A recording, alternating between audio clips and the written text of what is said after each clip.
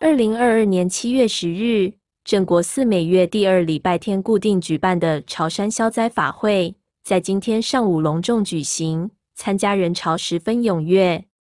方丈和尚、广行上人带领大众念佛，绕行佛陀舍利世界和平塔，并回向祈求世界和平、人民安乐，同时祈求诸佛菩萨怜悯，让受到干旱、疫情以及俄罗斯与乌克兰战争所影响的索马利亚严重饥荒能够赶紧得到缓解。咱特别祈求，就是希望诸菩萨来听惜。即马呢，有索马利亚这个国家呢，拢无饭通食，百姓叫苦连天，所以三顿生问题，安尼腰肌失顿就对。大家处在一个真黑暗、生活非常痛苦的内中。所以咱赶紧要将这个功德回向诸菩萨来甲加庇，来甲加庇。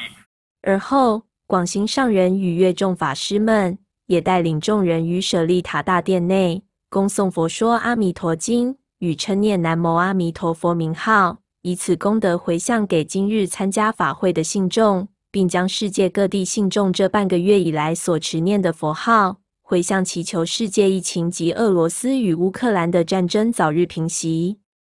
咱邀请这各地人友共同来念南无阿弥陀佛万德佛名，即马这半个月中间共同累积，总共有4941万0933声。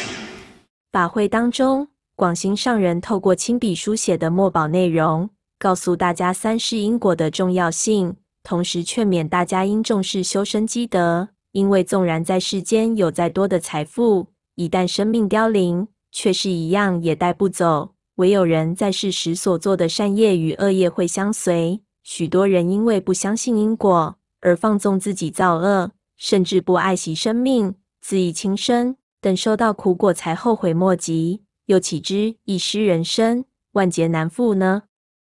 你伫这个世间，任何多件1,500年，你拢无法度带入去。